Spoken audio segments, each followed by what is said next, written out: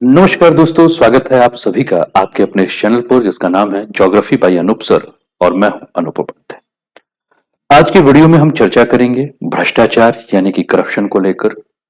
और कहा तो ये जाता है कि मोदी जो है वो ईमानदार है, तो फिर ईमानदार मोदी के देश यानी कि भारत में यह भ्रष्टाचार क्यों पनप रहा है।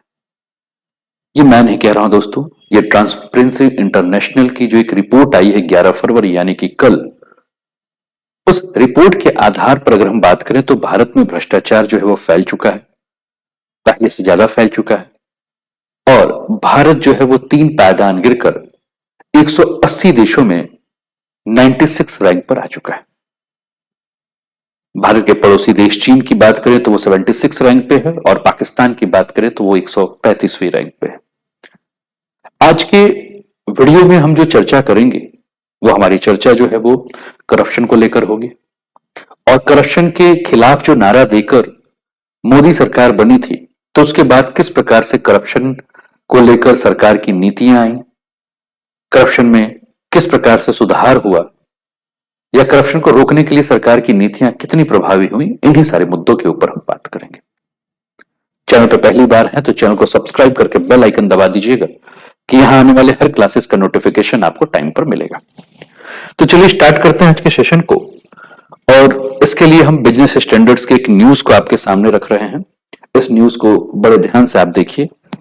तो इस न्यूज में कहा क्या गया है ये देखिएगा आप। न्यूज कहता है कि India ranks 96 out of 180 countries in corruption precipitation index 2024। ठीक। और इसके बारे में अगर हम बात करें तो ये कहा जा रहा है कि इस समय इंडिया का जो पॉइंट है उस पॉइंट पर लगभग 38 पॉइंट जो है गिरावट आई है। और 180 देशों में इसकी रैंकिंग जो है वो रैंकिंग कितनी हो गई है, 96 रैंकिंग जो है वो हो चुकी है। इसके अलावा इसमें अगर हम बात करें तो कहा जाता है कि इसका जो स्केल है वो 0 से 100 के बीच में रखा जाता है। अगर किसी देश को 0 अंक मिले हैं तो इसका मतलब है कि वह देश जो है वो हाईली करप्ट है, बहुत ज्यादा भ्रष्ट देश है।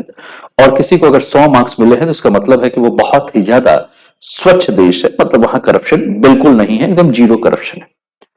2024 में अगर हम बात करें तो इंडिया का जो ओवरऑल स्कोर था वो 38 था। ठीक। अगर वही 2023 में अगर हम बात करें तो 39 था। और वही अगर 2022 की बात करें तो 40 था। और पिछले साल की अगर हम बात करें तो भारत का रैंक जो था वो 93 था। और इस साल की अगर हम बात कर रहे हैं तो भारत का रैंक हमें 96 जो है वो देखने को मिल रहा है। यानी कि ट्रांसपेरेंसी इंटरनेशनल के द्वारा जो कल यानी कि 11 फरवरी को जो रिपोर्ट आई करप्शन को लेकर, इस रिपोर्ट को अगर हम पढ़ रहे हैं तो इस रिपोर्ट के आधार पर हम ये कह सकते हैं कि भारत की जो रैंकिंग है इस रैंकिंग में गिरावट हमें देखने को मिल रही है। और भारत जो है वह पिछले साल के मुकाबले अगर हम बात करें 2023 के बारे में अगर हम बात करें तो उससे 3 पायदान और भी जो है वो खसक चुका है। इसका मतलब है कि भारत में करप्शन जो है बढ़ चुका है। और भी ग्राफ के माध्यम से इस टॉपिक को हम समझने का प्रयास करते हैं। आप देखिए, आपको ये विश्व के देशों की कुछ रैंकिंग दिख रही है। जैसे कि डेनमार्क आप अगर देखेंगे तो डेनमार्क को 100 में 90 नंबर मिले हैं और यह रैंक 1 पे है। उसके बाद फिनलैंड को 88 नंबर मिले हैं, रैंक 2 पर है। सिंगापुर को जो है वो 84 मार्क्स मिले हैं, रैंक 3 पे है। न्यूजीलैंड को 83 मार्क्स मिले हैं और ये रैंक 4 पे है। इसके अलावा लग्जमबर्ग 5th पे है, नॉर्वे 5th पे है, स्विट्जरलैंड भी 5th पे है। 8th पे जो है वो स्वीडन देखने को मिल रहा है, नीदरलैंड जो है 9 पे है और ऑस्ट्रेलिया जो है वो 10th पोजीशन पे है। यानी कि टॉप 10 कंट्रीज आपको आपके स्क्रीन पर जो है वो देखने को मिल रही है, जहां भ्रष्टाचार जो है बहुत ही कम है। 180 देशों के इस आंकड़े की अगर हम बात कर रहे हैं तो ये आंकड़ा आपको देखने को मिल रहा है। अगर भारत के बारे में बात करें तो हमने कहा कि भारत जो है वो 96 पोजीशन पे है। लेकिन भारत के साथ जो पड़ोसी देशों की बात करें तो भूटान की कंडीशन देखें तो आप भूटान को देखिए, चीन को देखिए, नेपाल को देखिए, पाकिस्तान को देखिए। तो नॉर्मली भूटान की बात करें तो भूटान जो है वो 18वें पोजीशन पे है, मालदीव 96 पोजीशन पे है, चीन जो है 76 पोजीशन पे है, श्रीलंका 121 पोजीशन पे है, नेपाल 107 पोजीशन पे है, पाकिस्तान 135 पोजीशन पर है और बांग्लादेश जो है वो आपको 151 पोजीशन पर देखने को मिलेगा। अगर पिछले साल की तुलना करें तो पिछले साल चीन जो है वो 76वें रैंक पर ही था और इस साल भी चीन जो है वो 76वें ही रैंक पे है, यानी कि आंकड़े में कोई भी बदलाव नहीं देखने को मिल रहा है। लेकिन अगर वही पाकिस्तान की बात करें तो पाकिस्तान इस बार 135वें रैंक पर है, लेकिन पिछले साल की अगर हम बात करें तो पिछले साल पाकिस्तान जो है वो 133वें रैंक पर था, यानी कि पाकिस्तान में भी भ्रष्टाचार जो है वो बढ़ा है। श्रीलंका के बारे में अगर हम बात करें तो श्रीलंका जो है पिछले साल की अगर हम बात करें तो श्रीलंका 149 रैंक पे था और इस समय श्रीलंका 121वें रैंक पर है, यानी कि अगर हम बात कर रहे हैं श्रीलंका की तो श्रीलंका की स्थिति जो है वो पिछले साल से ठीक हुई है। और बांग्लादेश की अगर हम बात करें तो बांग्लादेश भी 149 रैंक पे था, अब 151 है, यानी कि श्रीलंका में भी जो है वो करप्शन, माफ कीजिएगा, बांग्लादेश में जो है वो करप्शन जो है वो पहले से ज्यादा जो है वो बढ़ चुका है। अब वही पिछला आंकड़ा हम देख रहे थे तो इस आंकड़े के हिसाब से हमें देखने को मिल रहा है कि डेनमार्क जो पहले रैंक पर है वह सबसे कम भ्रष्टाचार वाला देश है और उसके बाद फिनलैंड और सिंगापुर की स्थिति हमने देखा। सबसे करप्ट देश की अगर हम बात करें तो सबसे ज्यादा भ्रष्ट देश जो है जो कि 180 रैंक पे है वो है साउथ सूडान, जो कि अफ्रीका का एक देश है। चलिए और भी आगे बढ़ते हुए इस चीज को हम समझते हैं और भी ज्यादा इसके डिटेल में हम लोग चलते हैं। तो वर्ल्ड के जो लीडर्स हैं, अगर हम बात कर रहे हैं 5 देशों की, जैसे अमेरिका, ब्रिटेन, फ्रांस, जर्मनी और रशिया की, तो अमेरिका की अगर स्थिति बात करें तो अमेरिका 28वें रैंक पर है। ब्रिटेन की बात करें तो ब्रिटेन 20वें रैंक पर है। फ्रांस की बात करें तो फ्रांस 25वें रैंक पर है। जर्मनी की बात करें तो जर्मनी 15, और रशिया की बात करें तो रशिया को जो है ट्रांसपेरेंसी इंटरनेशनल ने 154वें रैंक पर रखा है, यानी कि रशिया को जो है वो भ्रष्ट देश की सूची में इन्होंने रखा हुआ है। चलिए और भी आगे बढ़ते हैं। अब मैंने जब इस टॉपिक की शुरुआत की थी तो मैंने कहा था कि मोदी का मतलब ईमानदार, और ईमानदार मोदी के देश में ये भ्रष्टाचार कैसे? क्योंकि जब मोदी की सरकार 2014 में चुनाव लड़ रही थी तो उन्होंने एक ही नारा दिया था। नारा क्या था कि बहुत हुआ भ्रष्टाचार की मार, अब की बार मोदी सरकार। ठीक है, यानी कि मोदी मतलब भ्रष्टाचार के खात्मे की गारंटी। अगर मोदी मतलब भ्रष्टाचार के खात्मे की गारंटी अगर है तो भारत की स्थिति जो है वो भ्रष्टाचार में और ज्यादा खराब क्यों हो रही है? भारत में भ्रष्टाचार और ज्यादा कैसे बढ़ रहा है? ये एक बहुत बड़ा प्रश्न है। अब मोदी मतलब भ्रष्टाचार के खात्मे की गारंटी जिन्होंने अपना, जब इन्होंने बात कहा था तो कहा था कि कांग्रेस सरकार में 1 रुपए में से 15 पैसे ही लाभार्थी तक पहुंचते हैं, यानी कि 85 पैसे का घोटाला होता है। और हमने देखा है कि कई सारे मंच पर जो है मोदी जी जो है इस बात को कहते हैं।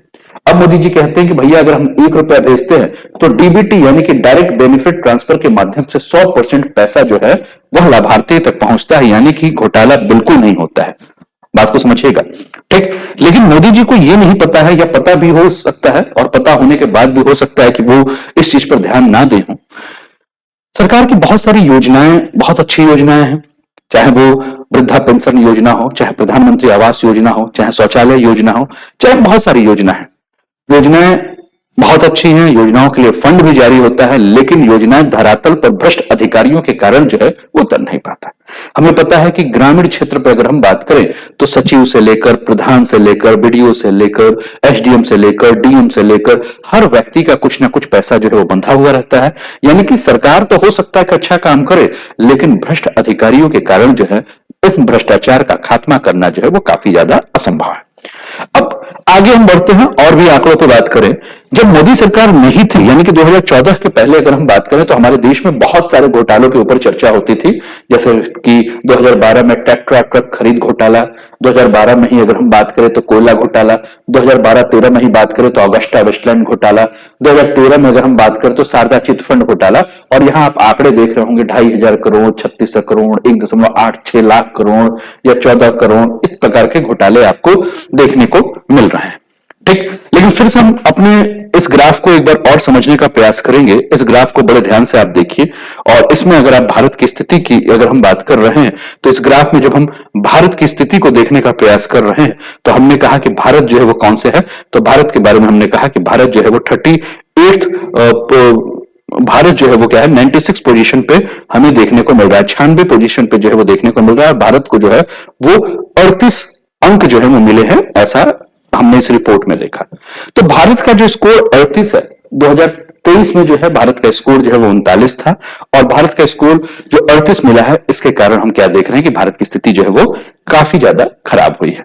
वैश्विक औसत में अगर हम बात करें तो भारत जो है वो मोटा मोटी अगर हम बात करें तो 43 के आसपास बना हुआ है, जबकि 2/3 देश के बारे में बात करें तो 2/3 देश जो है अभी भी 50 अंक से नीचे स्कोर पाए हुए हैं। इस इंडेक्स के लिए ट्रांसपेरेंसी इंटरनेशनल के जो एक्सपर्ट्स होते हैं वो देश के पब्लिक सेक्टर में जो भी भ्रष्टाचार है उस भ्रष्टाचार के आधार पर आकलन करते हैं और रिपोर्ट देते हैं। जैसा कि हमने कहा कि जो 0 अंक पाते हैं उनको सबसे भ्रष्ट और जो 100 अंक पाते हैं उनको सबसे स्वच्छ देश का जो है वो टैग मिलता है। यानी कि जिस देश में जितना ज्यादा भ्रष्टाचार होगा उसे उतना कम स्कोर दिया जाएगा और इस आधार पर इंडेक्स के रैंकिंग जो है वो निर्धारित होते हैं। अब प्रधानमंत्री मोदी के कार्यकाल में उम्मीद जो कि हो रही थी कि करप्शन काफी कम होगा, क्योंकि 2005 से लेकर 2013 के जो आंकड़े मैं अभी आपके सामने रख रहा था उस आंकड़े को अगर हम देखें तो यूपीए की सरकार को इसलिए यहां की जनता ने हटाया था कि एनडीए की सरकार यानी कि मोदी की सरकार में जो है वह करप्शन कम होगा। लेकिन अगर हम देखें तो करप्शन के मामले का एक आंकड़ा मैं और आपके सामने और भी रखता हूं, उस आंकड़े को भी बड़े ध्यान से आप देखिएगा और यहां से आप तुलना कर सकते हैं कि क्या पहले से करप्शन कम हुआ है या करप्शन उतना ही है। ठीक है, चलिए एक आंकड़े को और देख लेते हैं। ये आपके स्क्रीन पर यूपी और एनडीए के कार्यकाल का आंकड़ा दिख रहा है। 2005 की अगर हम बात करें तो भारत की रैंकिंग जो है वो 88 थी। 2006 की बात करें तो भारत की रैंकिंग 70 थी। 2007 की बात करें तो भारत की रैंकिंग 72 थी। 2008 की बात करें तो भारत का 85 रैंक था। 2009 की बात करें तो 84, 2010 की बात करें तो 91, 2011 की बात करें तो 95, 2012 की बात करें तो 94 और 2013 की बात करें तो 94। तो आप ये देखिए कि 180 देशों की अगर हम बात कर रहे हैं तो उसमें यूपीए के सरकार में भारत के भ्रष्टाचार की रैंकिंग क्या है ये आपको देखने को मिल रही है। और इससे अगर हम तुलना कर रहे हैं एनडीए गवर्नमेंट की तो आप देखिए 2014 में अगर हम बात करें तो 85, तो ठीक है 94 की कंडीशन में कंडीशन सुधरा हुआ है। ठीक है, फिर 76 तो चलिए और बेहतर हुआ है।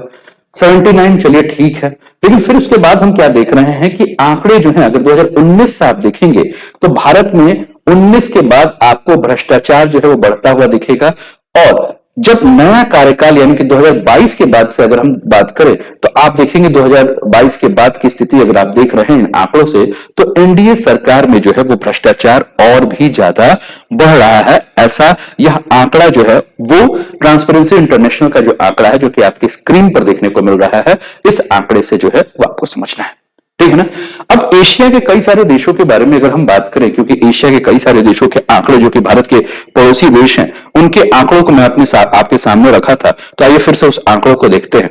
तो एशिया के बहुत सारे जो देश है जैसे भूटान, मालदीव, चीन, श्रीलंका, नेपाल, पाकिस्तान और बांग्लादेश की अगर हम बात कर रहे हैं तो पिछले 5 सालों में जो इनका स्कोर है वो 45 के आसपास बना हुआ है और इस साल इनका कुल स्कोर अगर हम बात करें तो 44 के आसपास बना हुआ है। यानी कि बहुत कम ही देशों में भ्रष्टाचार में अगर हम बात करें तो कमी आई है और एशिया के अधिकतर देश जो है वो धीरे धीरे भ्रष्टाचार के भेंट चढ़ रहे हैं, चाहे श्रीलंका हो, बांग्लादेश हो, पाकिस्तान हो, भारत हो, नेपाल हो, आप किसी भी देश के बारे में बात करें तो कहीं ना कहीं भ्रष्टाचार हर देश में जो है वो बढ़ रहा है। और इस रिपोर्ट में यह भी दावा किया गया है कि इन देशों में नेताओं ने जो है वो भ्रष्टाचार के मुद्दे को गंभीरता से नहीं लिया है। केवल चुनाव के समय भ्रष्टाचार का मुद्दा उठा तो रहे हैं लेकिन धरातल पर इसे गंभीरता से नहीं ला रहे हैं।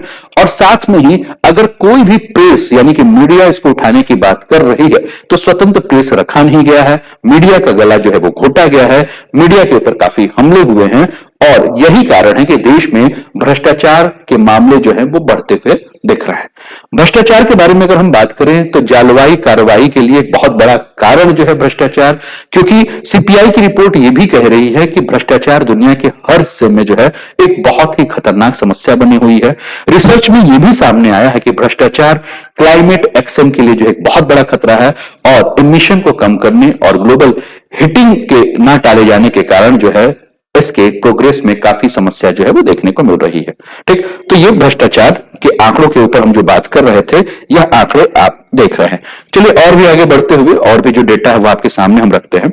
अब कैग में जो है मोदी गवर्नमेंट के कई सारे करप्शन जो है जैसे कि भारतमाला परियोजना, Ayodhya project, Dwarka expressway, Ayushman Bharat, HL jet trainer programme, toll rules violation, आपका जो national highway authority of India जो है उसका 154 करोड़ का, पेंशन स्कीम में अगर हम बात करें तो 2.83 करोड़ का जो है। इसके अलावा अगर हम बात करें तो HAL जेट ट्रेनर में अगर हम बात करें तो 159 करोड़ का लॉस हुआ है।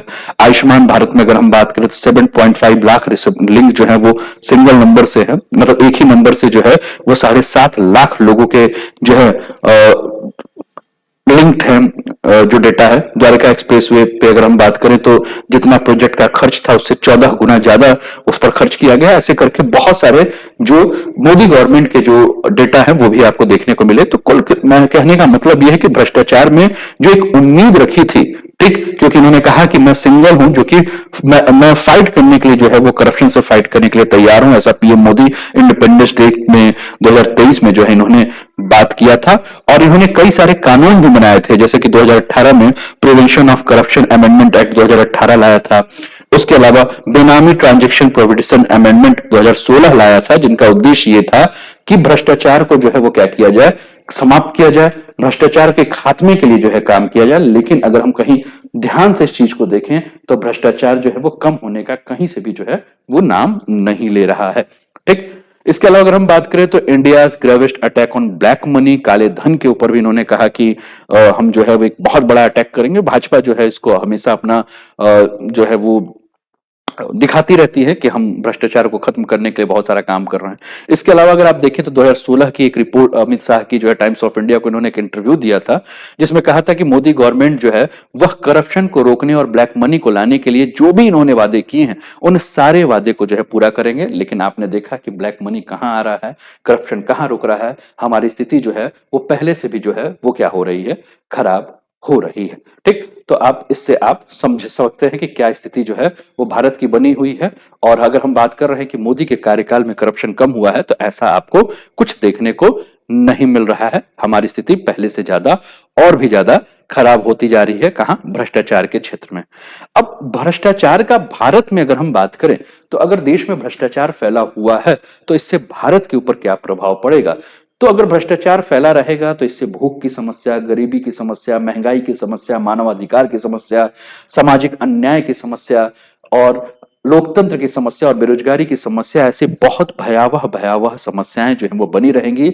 इसलिए भ्रष्टाचार को खत्म करना बहुत ही आवश्यक है। आपकी क्या राय है, आप जरूर बताएं। उम्मीद करता हूं कि आज का ये टॉपिक आपको बिल्कुल पसंद आया होगा। अगर पसंद आया होगा तो प्लीज जो है एक थम्स अप कीजिए, लाइक कीजिए, ज्यादा से ज्यादा शेयर कीजिए, चैनल को सब्सक्राइब करके बने रहिए। और हाँ, अपने विचारों को कमेंट के माध्यम से हम तक पहुंचाइए, क्योंकि आपके जो विचार हैं, आपके जो सुझाव हैं वो हमारे लिए बहुत ही ज्यादा मूल्यवान है। तो अपना ध्यान रखिए, स्वस्थ रहिए, मस्त रहिए, तंदुरुस्त रहिए, हंसते खेलते मुस्कुराते हुए जीवन का आनंद लीजिए। जय हिंद, जय भारत।